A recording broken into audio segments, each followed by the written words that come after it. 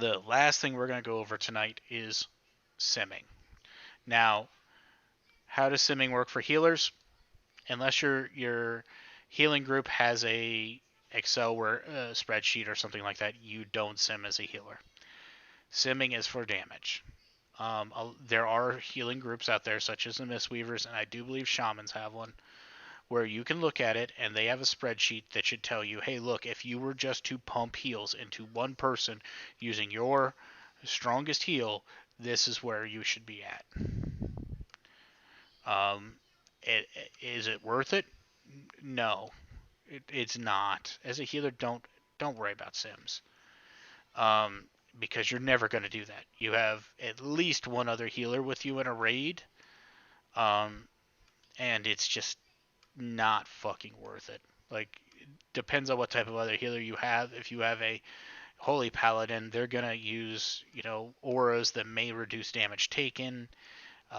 If you're against a disc priest, once again, they're gonna cause shields and absorbs to a lot of people that are gonna mitigate a lot of damage. So it is very very hard to look at a healer in a raid and say, hey, look, I can sim this. So don't try. Just don't. It's not worth it. Next is, as a tank, are sims important? Yes. Why? Because as a tank, you are required to, keep your active mitigation up. You're required to, you know, um, stay alive, but your damage means something. Rule of thumb is 2 tanks should equal 1 DPS. And if you're not at that point, you're messing up. So you should know what your cap is. Now, are you ever going to break your sim? Well, by break, I mean get higher than what your sim says. Yes, you can. You very much can get higher than what your sim says. Your sim may be even on a single target fight, it may be hey, look, this is you playing perfectly, yada yada yada. A sim also runs 10,000 different parses of you and averages all 10,000 together. What does that mean? That means that some of those parses had really good luck, like fucking fantastic luck. It got really good numbers. Other parses had absolutely no luck, had zero luck, and brought that down.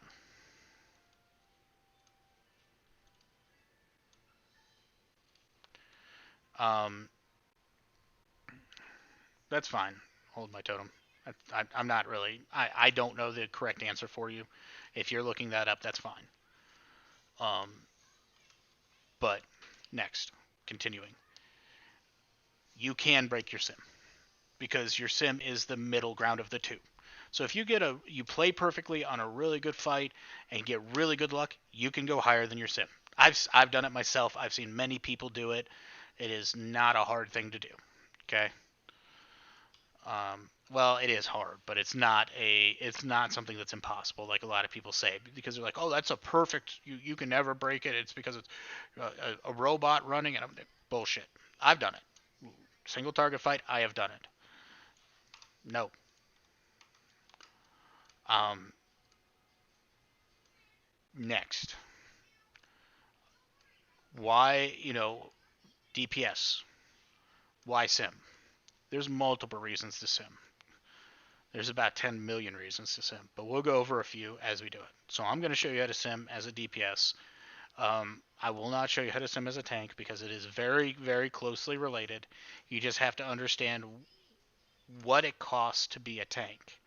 What I mean by that is if you have an ability that costs rage for a warrior, is it worth using that rage on an ignore pain or a shield block, or is it more important to use it on a revenge? The sim every single time is going to use it on a revenge. So you're not going to be able to keep up with that. And that's not quite true. Every time the sim has the ability to, it's going to shield block when it shield slams, which increases your DPS. But it will not use ignore pain because it's a DPS loss. So there's no reason to run it to use ignore pain. Okay, simple. Is it useful to use ignore pain as a warrior? Yes, it is one of your abilities that mitigates damage. You're going to use ignore pain. Whereas if you're talking about a brewmaster, you have stacks of brew. It costs you literally nothing to use your active mitigation. So there is no real downside to keeping your active mitigation up and using your highest DPS rotation. Thus, the difference. What I mean by understand what it costs to be a tank. Now, continuing on with how to sim. The first and foremost thing is you need to get the simulation craft add-on. So it is right here, simulation craft. It's just a small add-on that you run. I don't know how much. It is running just over 1 megabyte of RAM. So as you know, somebody that runs 32 gigs, it runs absolutely nothing on my PC. And all you do is /sim c. Simple. This will pop up. This is the simulation craft code. So what it tells you is player name, level, race, which matters a little bit. Your role is attack. Talents 1 2 1 2 2 1 2. If you look at your talents, I'll copy this. You need to copy this, by the way. What it's going to show on talents is 1 2 1 2 2 1 2. This would also be 3 over here if you did not figure that out by yourself. Next thing you're going to do is you're going to go to raid bots. Unless you want to run the sim on Simulation Craft, I highly suggest against it, but go ahead. So raid bots. Website. Now they have 7 different options. The advanced option, don't use it. Unless you are a theory crafter, don't use it. Simple as that. Get that out of your head. Top Gear. Okay, this one's useful. I'll go through every single one of these to show you why. So Top Gear. I'm going to put in my information. It's going to load up all of my gear. Now what I could do is click on a couple different things and get rid of these because I don't want to take too ungodly wrong. Sim. Find Top Gear. And it's going to run the sim for you. Now, I'm also a patron, so I get put in the front of the queue. Do you have to be one? No, but you may have to wait a little while. They're pretty good about trying to get people through, but I've seen the queue up to several hundred people. So, for me, I found that these bracers are actually a DPS increase. So, I actually need to change something out. No problem, buddy. I love teaching people, so if you guys ever have questions, feel free. So, these are better than my 425 bracers, which is really sad because that dropped me an eye level, but whatever. So, what that showed me was my best gear. Anything that's going to be changed will be in this orangish yellow color. It's going to tell you what your DPS, your simulated DPS is. And by changing that one piece of gear to this, I gain 0.6% DPS that the bracer would have given me. That's not a 0.6 overall DPS increase. So, and I know that these are fucking ridiculously good too, so it doesn't really surprise me. That's your Top Gear. It is very simple. It pulls all the stuff out of your bag. You can pick it, choose it, run it really fast. It is a fantastic way to sim your character. It is quick. That is why I tell everybody, sim everything. That took me all of 30 seconds to see, hey, I have something better in my bags. You get a new piece of gear, sim it. Every time you get a new piece of gear, you should be simming to see if it's better. Do not, and this is something I'm going to harp on during this portion of this. There's this add-on. It's called Pawn. As you can see, I have Pawn. Do you also notice this is not the standard name for a spec in Pawn? Here would be the standard names. Why is mine different? That is simple. Because I actually, every single time I get a new piece of gear or put it on, I change my pawn string. So if you are running pawn and you do not change that pawn string yourself, when it says something's a 10% eye level increase. That may be completely fucking wrong, and I'm going to show you why. So, if I were to go to my website, Peak of Serenity, and this is the Windwalker Battle Guide, stats. Stat priority can change for your character depending on your current gear and stats. The typical stat priority: agility is greater than versatility, which is greater than critical strike, which equals mastery, which is greater than haste. Okay. Stat priority. Got it. And that's what your pawn's going to show. Let me show you something. Stat weights. Another option, one of the 7. We're only going to go over 6, but one of the 7. Actually, I do need to have to re-SimC because I did change out a piece of gear. Copy that. Then put it in here. Generate stat weights. Shut up, bird. Now, as you can see, it is literally running tons and tons and tons of sims. What it does is it goes up 1 haste, up 10 haste, up 100 haste, and sees what the difference is. Then it does that to mastery, and it does this thousands of times because you get variation. Then it averages it out. What you're going to see is now my stat weights. My stat weights are weapon DPS. Okay, that's a given. If you're a melee DPS, weapon DPS is going to be your top. Versatility is my top. Okay. It said agility was my top up here, though. Okay. Not true. Then critical haste, or critical strike. Okay, well, we're right here. Next is haste.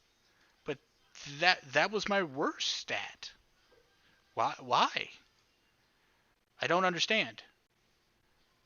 This is why. There's a couple reasons why. One, personally for a Windwalker, I want to keep crit and haste, or crit and mastery, close to being even. Understanding that means that crit is going to be more important than mastery. Okay. Now I think I regemmed. Yeah, I already regemmed. So I'm probably gemmed pretty well, unless it's mastery. It's a mastery gem. I may need to change that. But haste, why is haste important? Because haste doesn't really do anything for me. I'm extremely low on the haste spectrum. That's why. Even for myself, that is a low amount of haste. So haste now becomes more important. Why is agility so low? Because we have hit the 3rd rate tier. Unfortunately, with the way things scale in World of Warcraft, by the 2nd raid tier typically, guaranteed by the 3rd raid tier, unless they adjust something such as what they did in Legion, you will see that main stat becomes less and less effective. It just does not scale as well, because if it did, I would already be doing 100,000 DPS. To make up the difference between 4 different stats into one, they have to make that one extremely powerful. Now it's just impossible for them to honestly do. Okay? Just understand that idea. Live with that idea. You are perfectly fine. Now, that is how you do a sim. Now, how do I get my string from here into my pawn, though? It's pretty simple. Copy to clipboard. Copied. Got it. Then you open pawn. Click this. Scale. Import. Paste. And now my pawn is accurate. Sort of accurate. Pawn still has quite a few flaws, such as this, actually, if I had another weapon, it wouldn't cut it. There's no substats. All it has is agility. But your melee attacks have a chance to ignite your enemy with fusion fire, dealing 4,000 damage over 4 seconds, so that's 1,000 damage per second. Depending on the proc rate, that's a lot of damage. It's a free 1,000 damage a second. You can see that this is actually 5 eye level and considered to be a DPS increase over my other trinkets, even though if you were to sim it, it does not sim anywhere near as high. So, pawn has its limitations. Please, and look, Just sim this. We just sim this. This, according to Pawn, is a 16% DPS upgrade. We saw that this is actually a 0.6% DPS downgrade for me. Now, if you understand why I hate when people use Pawn all the time and don't understand what they're doing, you can understand why when people say that's a like I hear it all the time for Azerite gear. That's a 12% DPS increase for me. I literally, when somebody said that in my last guild, went bullshit. They said, "What do you mean? My Pawn says it." How can Pawn know that? It doesn't know what the Azerite traits are on it. You're full of shit. You're just trying to get a piece of gear. That's all there is to it. It could have absolute trash Azerite traits, and it's going to show because it's an eye level upgrade. Well, that's better for you. That's bullshit. So understand, I don't have problems with Pawn. I have problems with people that don't use Pawn correctly. Because I do use it. So that is how you get your stat weights. Stat weights, and to explain what a stat weight is. If I were to gain one weapon DPS, so each weapon in the game will show damage per second. Mine's 246.9 and 235.6. If I were to gain 1 DPS on that, 235.6, I would gain 9.65 damage per second. Okay? If I were to gain 1 versatility without losing any other stat, which is impossible unless you're gemming and enchanting something, you would gain 3.13 damage. That is what a stat weight is. That's all there is to it. Now understand, when you go and look at a ring, for instance, you do not just gain stats normally. There is very few rings that's like, hey, I'm wearing a crit over verse ring, and this other crit over verse ring dropped with 5 eye level higher. Therefore, I have to sim it. You know automatically that is a DPS increase. But usually what you're seeing is this other ring that is haste over verse dropped, and I got to figure out if losing the verse or losing the crit for the haste is worth it. And you could sit there and say, well, according to my stat weights, no. Next problem with Pawn. There's this thing called breakpoints. And it's not so much on this character that I saw it, because this character has been pretty consistent with versatility being the winner. I did have a very short time that said haste. That may have just been a bad sim, things like that. Bad sims can happen too. Just understand that. But that could have just been a bad sim. But I saw it a lot on my DK, where Mastery was king, and then Mastery kind of fell off, and now it's crit. And then crit, I got to a breakpoint, and now it's Mastery again. And you get to breakpoints, and what happens is when you hit X crit rating, so not the actual percentage, but the actual number, so I have 885 crit rating, or my haste rating is 841, Mastery is 986, Versatility is 1171, etc. When you hit that breakpoint, you get what's called diminishing returns. So what happens with diminishing returns is, for every 1 crit hit or crit rating, haste rating, mastery rating, versatility rating, you get less for it. So let's say you've got 0 crit. 1 crit is worth 1 crit. Okay? It's 1 for 1. Then you hit a breakpoint at 500. Now 1 crit is worth 0.5 crit rating. And it's not actually worth less crit rating, it's worth less percentage. So the best way to put it is, let's say at one crit you get 1% crit, okay? And all of a sudden you hit 5, let's say 20. And so that's 20 crit rating. Next would be 21 crit rating, right? You get 1 more point, you get 21. All of a sudden you hit a diminishing return area, now you got 20.5%. That is how diminishing returns work. That is why Pawn has a very hard time with this, because it goes off of your just stat weights. And the problem is your stat weights change quite literally with every single piece of gear, depending upon diminishing returns, depending on, things such as, having, instead of having, more like a weapon with verse crit on it, it's got, this other thing. Guys, please stop. So, that is one of the problems with having just Pawn. Understand that you need to look at a sim. So every time you get a new piece of gear that drops into your backpack, before you equip it, you need to sim it. And that is a hard fact, And let's be honest. Look at my ring here. I am using a 400 eye level ring. I do not have it anymore because I destroyed it.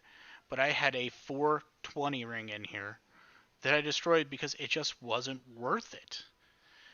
That's literally 20 eye level higher, and it's not worth me equipping because of Verse Mastery, and I need Verse Mastery. Those are two of my best stats. Well, Mastery is actually one of my lowest stats now because of breakpoints. But, as you can see, I'm still enchanted to Mastery. Why? Because I need to hit that breakpoint, and then after that, I can start building. So, we're going to continue on with Sims. I'm sorry for the side comments and stuff, but they're very important to understand that Pawn can be useful, but don't ever sit there and say, hey, look, the Pawn is the end-all be-all if you're not doing the extra work. So the next thing you can look at is your drop optimizer. I highly suggest everybody does this. And I do it for, if I were to do Eternal Palace normal for 15 gear, what it's going to do. Did I put any info in there?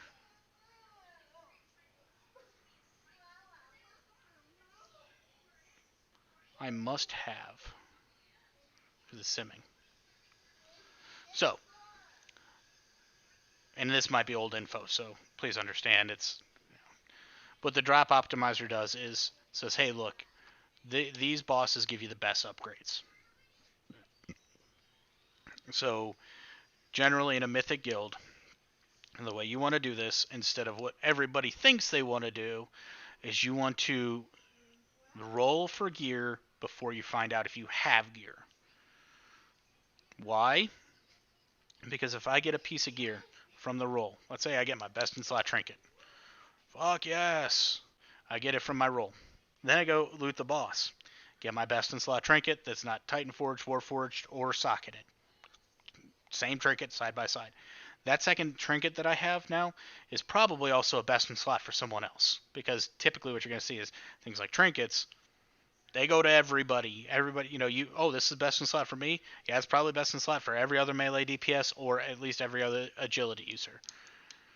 So you want to run your, roll first.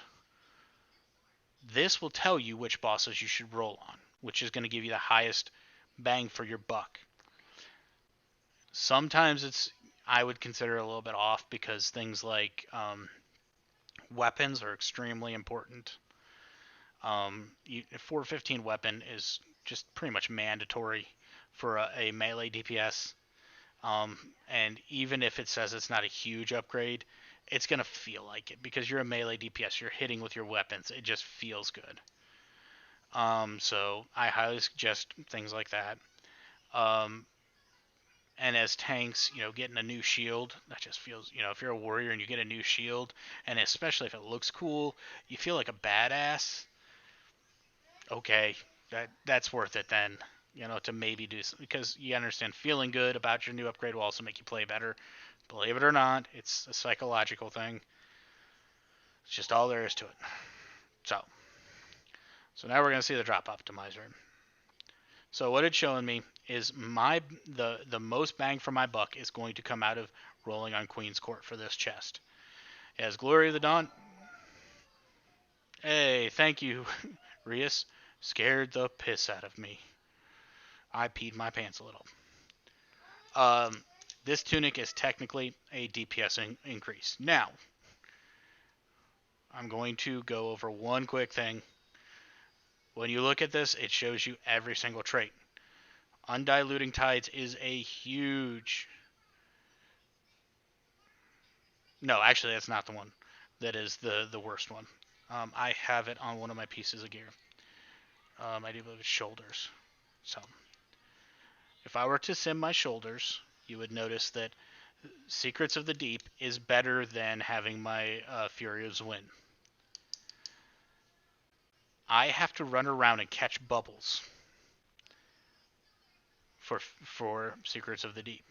Fury of Zwin, I literally just hit stuff until Zwin shows up. Think about this in a raid setting. I have to chase that bubble. Where could that bubble be? If you're ranged, it could be up by the tank. It could be a nasty where you just can't get it.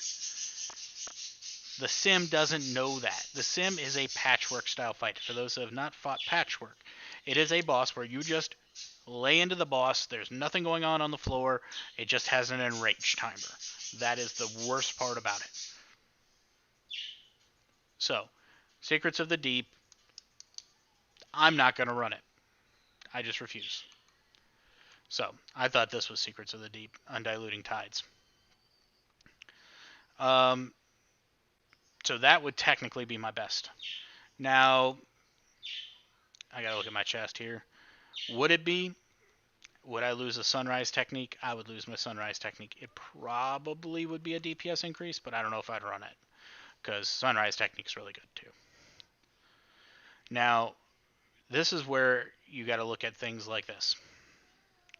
This trinket is just best in slot.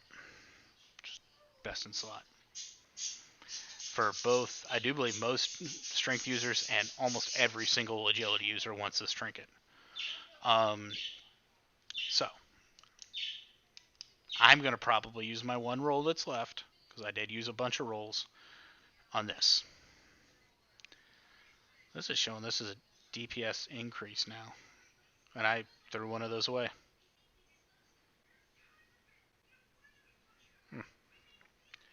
Whatever. I'm not going to worry about it.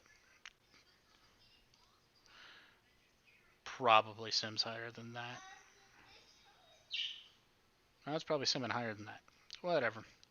I'm not going to worry about a 0.9% upgrade. Okay. That being said, that's how you look at that. That is a very simple and easy way to look at this. It just tells you, hey, look, you should roll in Queen's Court, Lady Ashvane, and Blackwater Behemoth, because those are the best for you. And then from there on, and see, I have best dropped and relative DPS, because I could change that to, you know, this is how much I would gain by putting on that. I prefer the percentage, the relative, personally.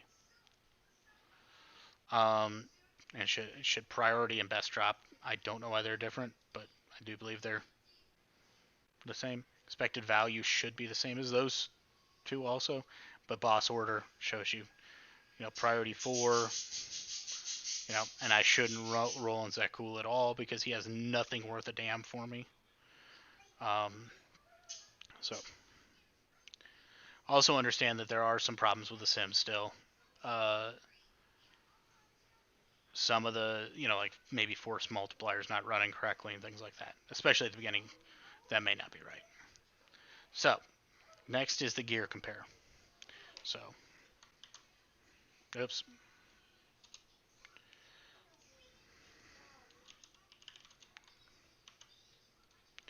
So what you may be going gear compare, we just did that with Top Gear. Now, this is a little bit different. So what this does is, let's say I were to, get a,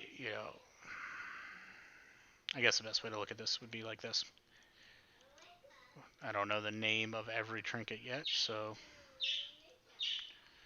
Ashvane's Razor Coral. Okay.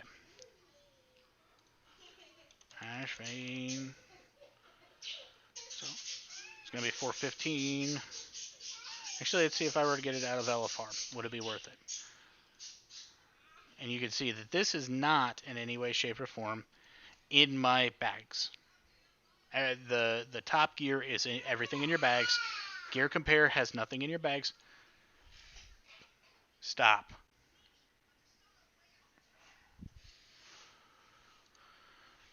So,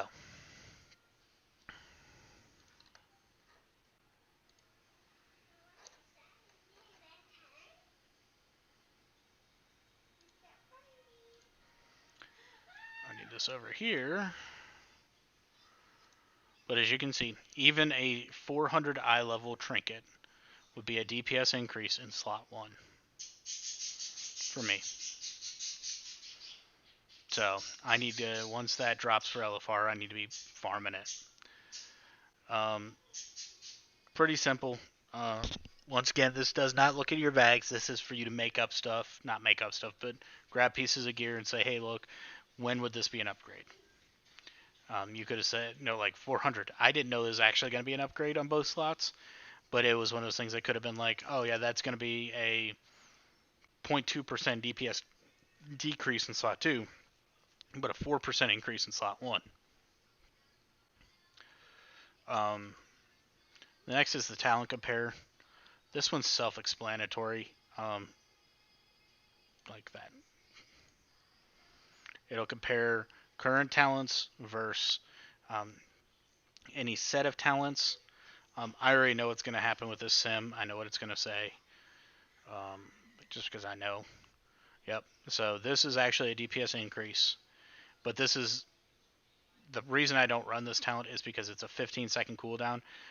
I'm already pretty GCD locked, and this seems to come off cooldown when I'm in the middle of doing other combos where I can't really fit it in, and when I am off not GCD locked. So this is assuming in the sim that I can use it every 15 seconds. If you go to the Brewmaster or the Monk Discord, you'll see they say, "Hey, it's okay, but the truth is you're probably gonna want to run Eye of the Tiger because it's so hard to run this one." So the next bot is your Quick Sim. This Quick Sim, all it's going to do is you can set up all your sim stuff. So down here, do you have Bloodlust, AI, Powered Fortitude, Battle Shout, Mystic Touch, Chaos Brand, and Bleeding? That would be for warriors. Just an FYI. Are you in Zuldazar? Run Quick Sim. And your Quick Sim is just going to pop up with, this is your DPS breakdown. If you were to fight for 5 minutes, this is what you should expect as your DPS. And as you guys can see, you can compare this to your charts and see, hey, look, this looks a lot like what I did, you know? Sweet.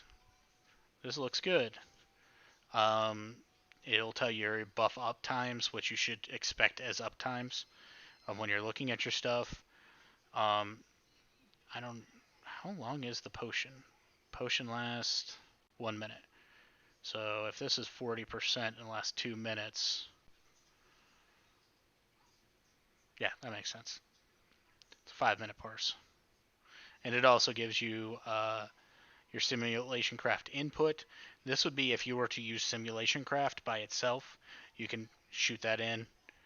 There it is. Your sample audit log. This actually shows you what it's doing at any point in time in the fight, and you can see one of the things it does is touch a Karma and pull.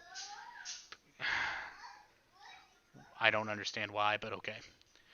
It's saying touch a death into Storm with Fire, and then go. That is not the appropriate opener, actually, unless this has changed.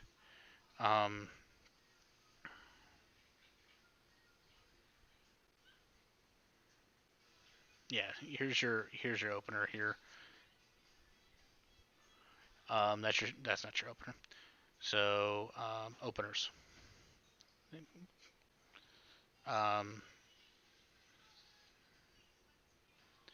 Reverse arm, Tiger Palm, and you see Touch of Death doesn't come in until here.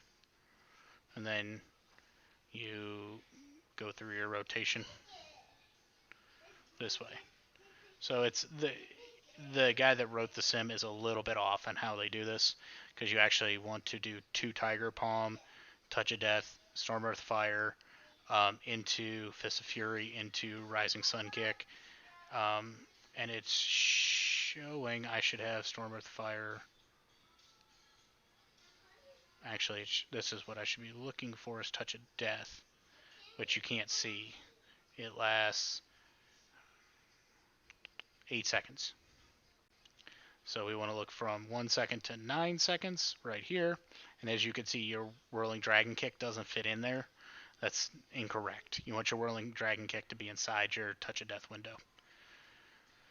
So,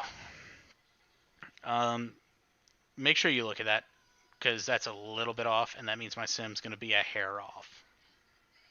Oh no. Sims are not perfect. Don't expect them to be perfect. Don't worry if they're not perfect.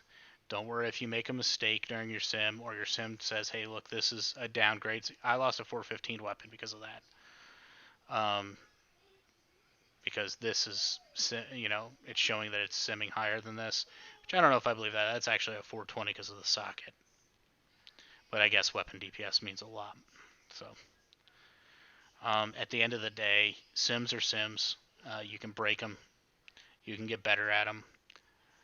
You can do better than anything here. We've gone through everything that I want to go through tonight. I'm going to try and break this up into manageable bites. This was a 2-hour stream going over 3 different things. So it's going to probably take a while to upload all of this stuff to YouTube. So if you guys missed anything, I will go over it again. So don't worry about that. But don't expect it to be up tomorrow, because that's just not going to happen. If you guys have any questions, feel free to ask. Like I said earlier, I love teaching. I love, helping people get better. It just takes time and work and to put in the effort. Like I said, I was not the best fucking raider day one. I was nowhere near the best raider day one. It took me, let's see, we're going on 15 years to get where I'm at now. Could I app into one of the top guilds on this server? No. Can I app into one of the top guilds on most servers? Yes. My performance would show that I can do that. I can handle it. But nonetheless, you have to understand what it means to do all of these things and put them together into one place. And then that's when you're going to start seeing more damage. It's when you're going to start seeing your performance improve. And one thing that a lot of people don't understand is there's a lot of psychology behind a lot of this stuff. And when your damage is increasing and you're feeling better about your damage, you're going to perform better on the class, which means you're going to take less damage, which means you're, in the end, going to stay alive longer, so you're going to get better parses. And then when you see a better parse, you're going to push yourself to get a even better parse next time. So that's why I go over this stuff a lot. I know a lot of people are just like, this is just worthless. There's no reason to do a lot of this stuff. It's a waste of my time. I will tell you right now, none of this is a waste of your time. Going over how to do this stuff, how to look through logs, how to look, and the thing is let's say you decide, I'm going to quit WoW. I'm going to go play Final Fantasy 14. I'm going to go play Star Wars. I'm going to go play a different MMO. If it's a WoW caliber MMO that has endgame ratings such as WoW does, and it's not an action or ARPG MMO, you're going to see that they're going to have something like logs. You're going to be able to go through the logs. You're going to be able to see, hey, look, I'm good at this, I'm bad at this. I'm good at this, I'm bad at this. And it transfers over. I'll tell you right now, I have a friend that plays Final Fantasy 14 almost exclusively. One of his goals this expansion was to play Dancer, one of the new classes, at a very high level. He sent me a set of logs. Mind you, I have never played Dancer. You can go look at my character. I will actually pull up my character right now, and you will see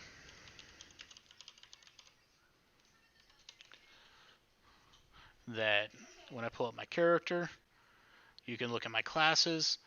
Dancer is, that's Blue Mage. Right here, I haven't even unlocked it. I have no idea how to play the class, but I was able to look at his logs and say, hey, look, this is what I'm seeing. I'm comparing it to this other person that did really well. It looks like you need to do this. It looks like you need to do this. And it looks like you're missing out on this, this, and this. And the next parse they had was something like the 80th percentile. This is coming from somebody that's never played the class. Something like this does transfer over. Now, does this transfer over to the real world? Actually, yes. Believe it or not, doing this type of stuff does transfer over into the real world. Because what you're doing is you're taking incomplete data, processing it, and finding complete answers. Believe it or not, troubleshooting, which is what this is something I'm very good at. It's something that has taken a lot of practice. And believe it or not, most companies look at you, and a lot of times when I go into interviews, especially from my job field, they ask at least one question that's like, they want you to, here's your box, they want you to be thinking out here. So that is something that I enjoy doing, but a lot of people don't. What are you doing with, logs, and what are you doing with this stuff? You're doing exactly that. You're thinking outside the box. You're taking this incomplete data, coming up with a complete answer to an incomplete problem. So, once again, I appreciate everybody for stopping by. I will be, chopping this up into bite-sized portions. Probably getting rid of my intro that says, "Hey, look, this is, my rating